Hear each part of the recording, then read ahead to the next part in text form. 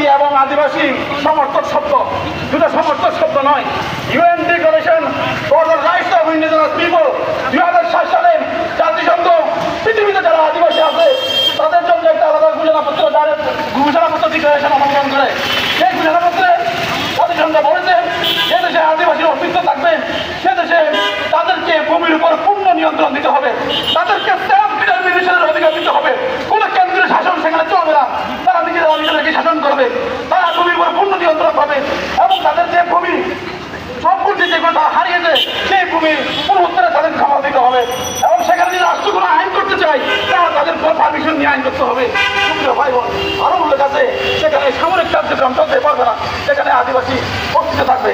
UN declaration for the rights of indigenous people 2007 সালে যখন জাতিসংঘে পাস হয়, এরপর থেকে একটা বিশেষ গোষ্ঠী যারা দীর্ঘদিন ধরে এদেশে উপজাতি হয়ে স্বীকৃতিদিষ্ট, উপজাতি হয়ে থাকতে স্বাচ্ছন্দ্যবোধ করেছিল, যারা 1997 সালে শান্তি চুক্তিতে বলেছে আমরা উপজাতি, যারা বাংলাদেশের জেলা পরিষদের আইন, বাংলাদেশের আঞ্চলিক পরিষদের আইন থেকে শুরু করে বাংলাদেশের সংবিধান সব জায়গায় বলা আছে তারা উপজাতি।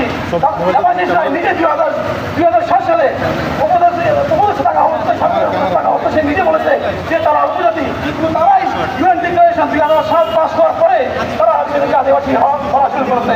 সুপ্রিয় ভাই বোন, এই আদিবাসী যারা আছে পৃথিবীর বিভিন্ন দেশে জাতিসংঘ তাদেরকে বলেছে সেখানে তারা নিজেদেরকে সেলফ ডিক্লারেশন করতে পারবে, সেখানে সামরিক কার্যক্রম চলবে না, তাদের ভূমির উপর পূর্ণ নিয়ন্ত্রণ দিতে হবে।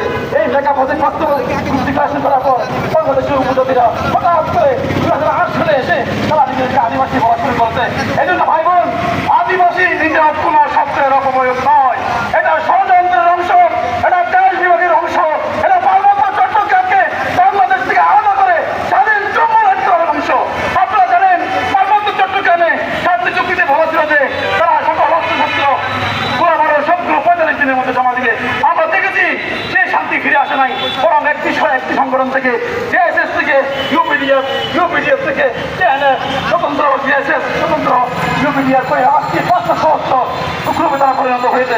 আজকে বাংলাদেশ সেখানে ভালো নাই, অস্ত্রের যন্ত্রণায় যে পুরো বিশ্বকে পুরো বাংলাদেশ কেঁপে উঠছে।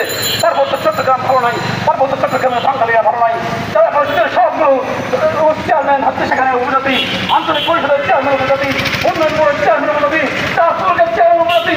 আজকে বাংলাদেশের যে সংবিধান বলে যে 34 নম্বর ধারায় বলা হচ্ছে যে তাদেরকে চাকরির ক্ষেত্রে সবাই সম অধিকার হবে।